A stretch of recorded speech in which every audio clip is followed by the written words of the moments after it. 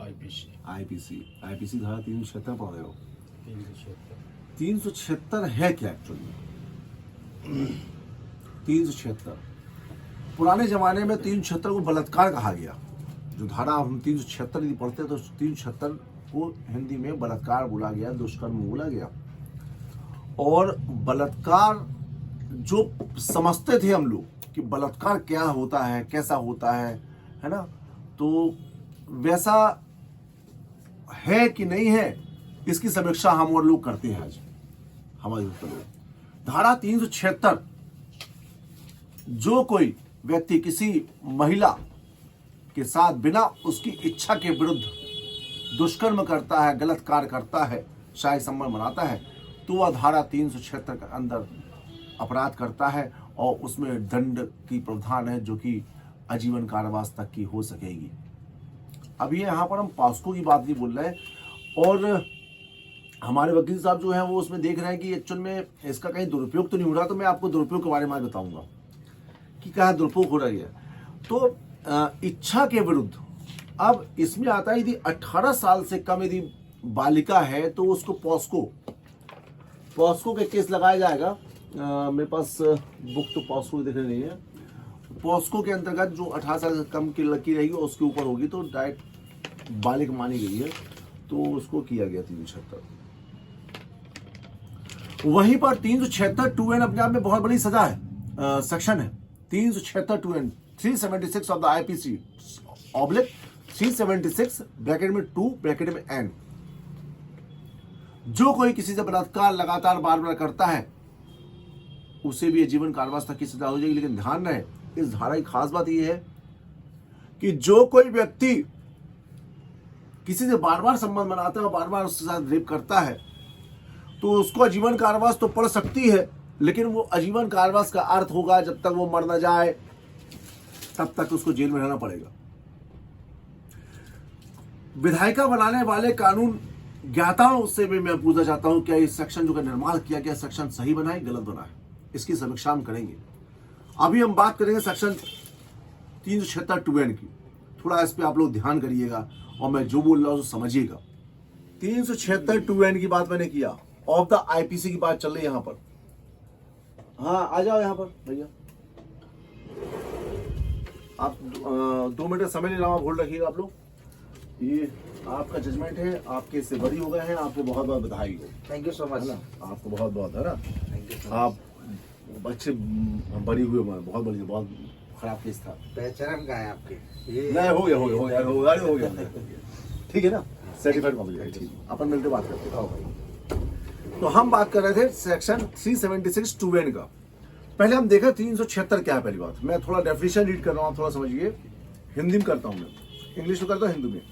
Whoever except in the case provided for in subsection 2 commit rape shall be punished with rigorous imprisonment of either for a term which shall not less than 7 years but may extend imprisonment for life। मतलब जो कोई व्यक्ति बाल संग करेगा वह दोनों में से किसी भांति के कठोर कारावास से दंडित किया जाएगा, जो कि सजा 7 साल से कम की न होगी और आजीवन कारावास तक की हो सकेगी। यह 376 बोलता है, लेकिन 376 के 2 में whoever, जो कोई, एन बोलता है हिंदी में ढा, इंग्लिश में एन, उसी स्त्री से बराबर बाल संग करेगा, उसी स्त्री से बराबर लगातार बलात्कार करेगा, वह कठोर कारावास से जिसकी अवधि 10 वर्ष से कम नहीं होगी, किंतु जो आजीवन कारावास तक की हो सकेगी, जिससे उस व्यक्ति के शेष प्राकृतिक जीवन काल के लिए कारावास अभिप्रेत होगा। अर्थात ये कहता है आईपीसी सेक्शन 376 2N कि जो कोई किसी भी लड़की से बिना उससे इच्छा के विरुद्ध यदि बाल संग करता है और रिपीटली करता है, 2 बार करता है, 3 बार करता है, तो उसको आजीवन कारावास की सजा होगी और वो आजीवन कारावास का अभिप्रेत होगा। उसका मतलब होगा कि जब तक उसकी मृत्यु नहीं जाए तब तक के लिए वो लाइफ टाइम जो है वो जिसको जेल में रहना पड़ेगा। क्वेश्चन ये है कि यहां पर हमने आपको पुराने वीडियो में बताया था कि कोई भी ऑफेंस के लिए महत्वपूर्ण होता है ब्रेन मैपिंग, जो विधि शास्त्रों ने कहा था। विधि शास्त्रों ने, विधायिकाओं ने बताया था, पुराने ऋषि मुनि बताया था कि कोई भी कार्य जो है दिमाग की उपज होती है। यदि उसका आशय नहीं था अपराध करने का, तो क्या उसको दंड देना जाना चाहिए? क्या उस व्यक्ति को सुना जाना उचित नहीं है क्या? तो विधायिका बनाने वालों ने ऐसी गलती कैसी कर दी? धारा 376 2N को इतना हैवी क्यों बना दिया? धारा 376 2N में वो बालक जो है जेल में आजीवन कारावास काटेगा टिल मृत्यु तक। लेकिन एक क्वेश्चन आपके सामने आ गया, या जो अपराध करेगा उसको दंड देना चाहिए। तो अपराध कौन करेगा? क्या वो लड़का अपराध केस की समीक्षा की जा रही है? उसको तो अधिकारी समाप्त कर दिए गए हैं। आप 376 2N क्या है थोड़ा ये समझिए, तब मैं बताता हूं। मान लीजिए आपके घर में कोई पुरुष है, स्वाभाविक है जिस घर में स्त्री होगी उस घर में कोई ना कोई तो पुरुष होगा। मैं उस पुरुष की बात करता हूं। किसी का पति होगा, किसी का बेटा होगा, किसी का पिता होगा। तो अपन ऐसे बात करते हैं, पिता को छोड़ देते हैं, अपन बात करते हैं किसी का पति भी छोड़ देते हैं, किसी का पुत्र ही ले लीजिए आप। किसी का पुत्र जो 21 वर्ष का है, यंग है, कॉलेज जाता है, और उसी की क्लास की कोई लड़की, साथ में दोनों अफेयर होता है। अब जैसे मान लो कि एग्जाम्पल कोई एक ही कास्ट के भी है, इंटेलिजेंट है, और दोनों साथ में आने जाने, दोनों के पेरेंट्स ने अलाउ किया, और यहां तक कि ये व्यवस्था तक कर दी गई है लिव इन रिलेशनशिप। और बाहर मेट्रो सिटी में तो जो है वो कमरे में साथ में रहते, क्या बोलते हैं उसको? नहीं, लिविंग रिलेशनशिप नहीं, एक पेइंग गेस्ट के रूप में रहते हुए खाना खाते थे। तो स्वाभाविक रूप से दोनों की सहमति से, जो कंसेंटिंग पार्टी की बात करिए, कंसेंट, लड़की 21 साल की थी, लड़का 21 साल का था, एक समाज के थे, और दोनों ने शादी करने के लिए एक साथ जीने मरने की कसमें खा डाली। और इसी दौरान लिविंग रिलेशनशिप जिसको आपने परमिशन देके रखी है, उस विधायिका की मैं बात करता हूं, परमिशन देके रखी है, और जब उन लोग लिविंग रिलेशनशिप के अंतर्गत आते हैं, साल भर तक चलता है, 2 साल भर तक चलता है, एक आया किसी बात पर से दोनों में विवाद हो जाता है। अब चूंकि विवाद हो गया, विवाद तो हर किस तरह, पति पत्नी में विवाद होता है, भाई भाई में, माँ बहन में विवाद होता है, हर जगह विवाद, हर घर में विवाद होता है। तो स्वाभाविक प्रेमिका से विवाद क्यों नहीं होगा? और वो प्रेमिका जाके थाने में बोलती है कि साहब उस व्यक्ति ने मेरे साथ बलात्कार किया, और बलात्कार एक बार नहीं किया, लगातार किया। और वो लड़का क्लेम कर रहा है कि सर मैंने, इसी ने हमको उकसाया, इसी ने हमारे पीछे पड़ा, इसी ने सब कुछ, इसी ने बात किया। उस लड़के की क्या गलती बताओ? लेकिन उस लड़के की नहीं सुन गई। Only on the basis of the statement given by the prosecutor is sufficient for conviction. विधायक ने तो यहां बता दिया कि अभियुक्त जो बात बोलती है वो पर्याप्त बोलती है, और कोई क्रॉस नहीं, कोई कुछ नहीं। उसको तो इतना बोलना, साहब इसने मेरी बिना मर्जी के वहां से बाल संग किया। उसकी सजा उसको इतनी मिली कि उसको जीवन भर, लाइफ टाइम तक जेल काटना पड़ेगा। कोई भी ऑफेंस को लेकर व्यक्तिगत नहीं सोचना चाहिए, सामाजिक दृष्टि से सोचना चाहिए, सामाजिक दृष्टि से सोचना चाहिए कोई भी ऑफेंस को लेकर। अब कहानी कहां चली? कोई भी विधायिका बनाने से पहले भावनाओं में बह के बाद विधायिका नहीं बनाया जाता। विधायिका को बनाने के लिए टेबल पे बैठना पड़ता, 10 लोगों की समीक्षा करी जाती है। एक व्यक्ति ने निर्देश कर दिया तो एक व्यक्ति पूरे देश को ऐसा नहीं कर सकता। हर जगह का वातावरण, परिस्थितियां अलग अलग है। 376D, मेरे ख्याल से 376D गैंगरेप है, देखो उसको, गैंगरेप। अब हाल ही में आप, मेरे पास फेमस 2-3 मामले हैं। अब नाम लूंगा तो मैं बाद में पढ़ूंगा, तो नाम तो नहीं लूंगा लेकिन स्टोरी बता रहा हूं। उस मामले में यह हुआ कि लड़की की मां ने पकड़ लिया कि मेरी लड़की फलाना व्यक्ति के साथ घूम रही है, और लड़की ने, मां ने बलपूर्वक जाके संबंधित थाने में रिपोर्ट लिखा दी। और रिपोर्ट लिखाने में जब लिखाई उसने, तो बोली उसका भी नाम डालो, उसका भी नाम डालो, उसका भी नाम डालो। उसने ये नहीं सोचा कि मैं बालिका के साथ क्या होगा। उन्हें चारों का जो है नाम उठा दिया और गैंगरेप का केस बना दिया गया। पुलिस उसके घर जाती है, आरोपी घर। वो लड़का टाई पहन के बिल्कुल कोचिंग जाने तैयार हो जाता है कि उसको पीएससी का एग्जाम करना है। पुलिस बोलती है आपको मैं गिरफ्तार करना है। बोले सर किस बात का गिरफ्तार करना है? बोले तुम्हारे खिलाफ 376D का रिपोर्ट, गैंगरेप का। बोले सर मैं तो कहीं गए नहीं। बोले रिपोर्ट में कुछ नहीं कर सकता, आपको चलना पड़ेगा, मामला हाईलाइटेड। अब वो बालक तो कहीं कुछ गया नहीं, उसका नाम आ गया डीड। वो लड़की जब डॉक्टर के पास जाती है तो डॉक्टर से क्वेश्चन करता है कि बेटा क्या हुआ? तो तो उसने स्टेटमेंट दिया कि साहब हमारा फलाना फलाना व्यक्ति से अफेयर चलता था, और तो उसने पाया कि दोनों अफेयर का मैटर है। उस मामले में ये तक कर दिया गया, डॉक्टर तक को सस्पेंड कर दिया गया। क्या होते को नहीं स्टेटमेंट लेगा? जब प्रोसिक्यूटर स्टेटमेंट दे रही है, वो तो ले सकता है, डॉक्टर ले सकता है, डॉक्टर काम है पूछने का कि क्या हुआ। तो ऐसी स्थिति में आप सोचिए, उन चारों का जीवन खराब हो गया। अब मामला टूटल था, फॉल्स केस, कंसेंटिंग का केस था, लेकिन उसकी किसी ने नहीं सुनी। डॉक्टर सस्पेंड हो गए। हमने क्या गलती की है? उनने गलती कर दी भाई, स्टेटमेंट लेने की हमने गलती हो गई। गलती नहीं बोलना चाहिए, उसको बोला साहब हम जो स्टेटमेंट दी हमने स्टेटमेंट ली। तो कोई भी अपराध के लिए यदि जुडिशरी को स्वतंत्र नहीं किया जाएगा कि आप, क्योंकि सारे जजेस ईमानदार और बढ़िया होते हैं, अच्छे होते हैं, उनको भी देखना पड़ता है कि कहीं से गलत ना हो। लेकिन जब जजेस को भी बांध दिया जाएगा तो जजेस को लगता है भैया सबके, हमको भी अपना देखना है, हमको भी अपनी मतलब जान बचाना है, क्योंकि है तो सब मनुष्य, सब नौकरी करने आए। तो न्यायाधीश को यदि स्वतंत्र कर दिए जाए, अच्छे जजमेंट्स होंगे। लेकिन रोड में, पान के टपरों में जजमेंट नहीं होता। जजमेंट हमेशा कोर्ट रूम में होता है। लेकिन जैसे आजकल देखा जाता है कि उसने साथ गलत किया तो उसको मार दो, इसको मार दो, तो ये नहीं, ये तो व्यवस्था ही खराब है। तो ये आवाज उठना चाहिए कि इन धाराओं का बहुत दुरुपयोग हो रहा है। बहुलक मात्रा में जो जजमेंट में अक्यूटेड हो रहा है, छूट रहे हैं। कारण ये कि वो निर्दोष फंसे हैं, और तो और कुछ लोग तो ऐसा हो रहा है कि वो 20-20 लाख 10-10 लाख की डिमांड हो रही है। थाने में एप्लीकेशन चली गई, वहीं पे सेटलमेंट 1-2 लाख में हो गया। क्या है इसमें? इंसान मिसयूज हो रहा है।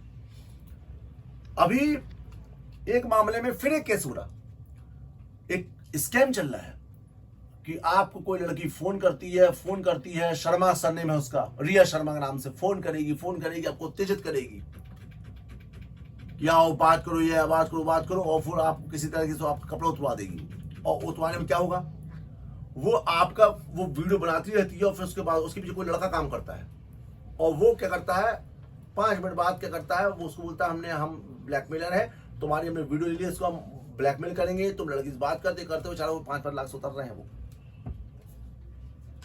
कोई भी सेक्शन बनाया जाए, रिजिड बनाया जाए, मजबूत बनाया जाए, लेकिन सबसे पहले ये देखा जाए कि बाहरी दुनिया क्या बोले, वो नहीं सोचना। ये देखा जाए कि बाहरी दुनिया कोई फंसा न फंस को रहती। तो आपको पुनः मैं नमस्कार करता हूं। आप चैनल को सब्सक्राइब करें, आप उसको लाइक करें, शेयर करें, ताकि विधायिका बनाने वाले लोगों के पास जाए और उसमें इसका सुधार हो। मैं आपको नमस्कार करता हूं। मैं विनय पांडे धार्मिक विधि कक्षा से आपसे बात कर रहा हूं। ये चैनल जो है विनय पांडे की धार्मिक विधि कक्षा, आपको बताएंगे ऐसा ही है, आपको अच्छे अपडेट्स हम देते रहेंगे कि वो लड़का, वो किसी का बेटा था, किसी का एकलौता पुत्र था, और किसी एकलौता पुत्र के को कोई बालिका जो है इस प्रकार से उसकी रिपोर्ट कर देती है। जब साथ बात बिगड़ गई, उस चक्कर में उस लड़के को पूरा आजीवन भर जेल काटना पड़ेगा। अब कहानी कहां बिगड़ी? मैं विधायिका की बात कर रहा हूं, बहुत गलत सेक्शन बनाया गया। लेकिन एक लड़का सरेआम जबरदस्ती किसी लड़की को रोक के उसके साथ जबरदस्ती बलात्कार करता, जो समाज को ठीक नहीं लगा, मुझे ठीक नहीं लगा, किसी को ठीक नहीं लगा, उसको पड़ेगी 7 साल से 10 साल की सजा। और जो व्यक्ति के साथ फ्रेंडशिप थी उसको पड़ेगी आजीवन लाइफ पड़ेगी। सेक्शन 376(2)(n) बोलती बार हर आजकल के आधुनिक युग में हर एक लड़के का लगभग गर्लफ्रेंड और बॉयफ्रेंड है। सबको चाहिए आजादी, नतीजा वो लड़का तो आजीवन उसको जेल काटना पड़ रहा है। अभी लेटेस्ट जजमेंट हुआ, आपको बताऊं, 376(2)(n) का मामला कायम हुआ। अभी मैं जबलपुर शहर की बात कर रहा हूं, अभी लेटेस्ट जजमेंट बता रहा हूं। लड़की पॉस्को थी, उसमें 17 साल। लड़का के बीच में अफेयर चला, लड़की 17 साल के लगभग बॉस्को थी, एज 17 साल के आसपास की, वो एज डिफाइन नहीं हुआ। और लड़के लड़की के बीच में अफेयर हुआ। अफेयर होने के बाद 376 भी लगा, क्योंकि अफेयर था। लड़का 21 साल, लड़की 17 साल, और 376 लगाई, बार बार बलात्कार किया, क्योंकि स्वाभाविक हम कल भी मिलेंगे, परसों भी, नरसों भी मिलेंगे। तो जब बयान की बात आई न्यायालय में, तो लड़की ने बोला साहब इसने मेरे साथ बलात्कार नहीं किया। उसके परिवार ने बोला मेरे साथ बलात्कार नहीं किया। All witness of the prosecution has turn hostile. सबने मना कर दिया, कोई बलात्कार नहीं हुआ। लेकिन उसको आजीवन कारावास पड़ी, टिल डेथ तक के लिए आजीवन कारावास। क्यों? एक चूक हो गई कि डॉक्टरी रिपोर्ट ने यह बोल दिया कि इस लड़की की आयु जो है 16 साल से 18 साल के बीच में होगी, उसको आधार मानते हुए, जबकि वो दोनों लड़का लड़की शादी कर लीजिए, उसको आजीवन पड़ गई। तो अब मैं बोलता हूं, अब बताइए, बोला गया है मियां बीबी राजी तो क्या करेगा गाजी। तो कहने तात्पर्य यह है कि यहां पर बचाओ उस बालक का क्या दोष बताओ। अब जो ऊपर सिस्टम में लोग बैठे हुए हैं, उन लोग नीचे क्वेश्चन करते हैं साहब कि आपका कन्विक्शन रेट कम क्यों है। कन्विक्शन रेट इसलिए कम है साहब क्योंकि बहुलक मात्रा में फर्जी मामले रजिस्टर्ड हो रहे हैं। और जब पुलिस के पास कोई लड़की जाके एप्लीकेशन देती है कि साहब हमारे साथ फलाना गुस्से में चले गए, एप्लीकेशन देती है, उस पर यदि मामला कायम हो जाता है तो पुलिस सुप्रीम कोर्ट बोलती है कि आप उसके इन्वेस्टिगेशन करिए, यदि कोई ऑफेंस नहीं पाया जाता तो खात्मा पेश करिए। लेकिन पुलिस का कहना रहता है कि साहब हम यदि खात्मा पेश कर देंगे तो जवाब सवाल कौन देगा, तो मैं तो खात्मा पेश नहीं करूंगा, और जो ना हो तो उठा के चार्जशीट पेश कर देते हैं, और पेश करने वाले लड़की को देते हैं तो बोल रहा है कि ये कनेक्शन। ये हर घर का व्यक्ति फंसेगा इसमें, हर घर का बच्चा फंसेगा इसमें, आजीवन कारावास खाएगा। मैं तो बोलूंगा कि आप लोग जो सुन रहे हैं, आप लोग का जो बच्चा 17 साल 18 साल 19 साल का हो गया, उसको भी सोचे कहीं वो 372 में फंस जाए, क्योंकि इस समय मार्केटिंग में भी ऐसा हो रहा है कि बहुलक मात्रा में कुछ लड़कियां इस धारा का मिसयूज कर रही हैं और उनके लिए कोई व्यवस्था नहीं बनी है। मैं अब पूछता हूं फिर उन विधायक बनाने वाले लोगों से कि आप यदि एक डिटेल निकाला जाए और वो डिटेल निकालने पे देखें कितनी कन्विक्शन, कितने दोषमुक्त हुए हैं, उस दोषमुक्ति के आधार पर कितने व्यक्ति सफर हुए हैं, कितना पैसा खराब हुआ, कितना टाइम खराब हुआ, कितना जेल काटे उन लोगों ने सिर्फ फ्री में, उनके लिए क्या व्यवस्था किया? उनके लिए कोई व्यवस्था नहीं करी। लेकिन सेक्शन बना दिए, हार्ड रिजेक्ट सेक्शन। लेकिन रिजेक्ट सेक्शन आपने बना दिया तो आपको इतना दिखना चाहिए था कि उस व्यक्ति का इंटेंशन था कि नहीं था क्राइम में। मैं ये बोलता हूं जो व्यक्ति ने कृत्य किया हो उसको कड़ी से कड़ी सजा दी जाए, लेकिन विधि शास्त्र बोलता है भला 99 आरोपी छूट जाए, लेकिन एक आरोपी को, एक निर्दोष को भी सजा पड़ जाएगी तो ये मान लो कि उन लोगों का विश्वास न्याय से उठ जाएगा।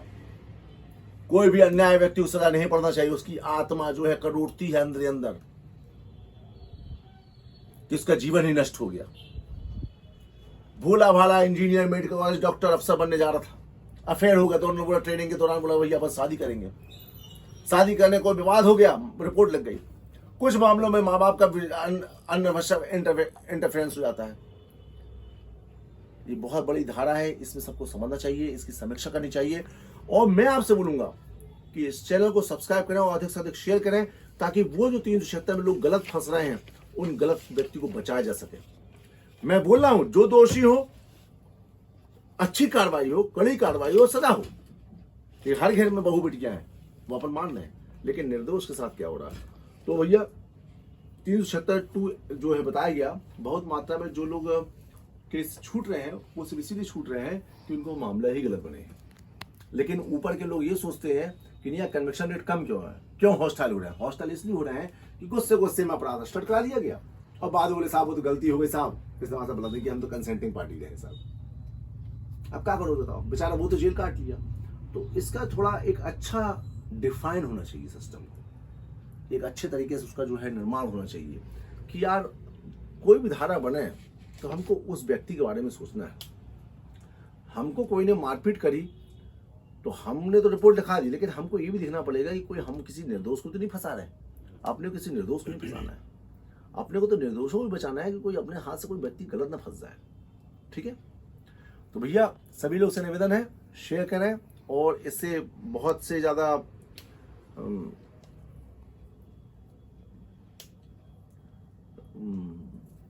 लोगों को अधिक से अधिक लाभ मिलेगा, बच जाएंगे, नहीं तो निपटा ही रहे हैं सब। जय श्री कृष्ण। विनय पांडे एडवोकेट जबलपुर से। सब्सक्राइब करें, शेयर करें। आपको नमस्कार।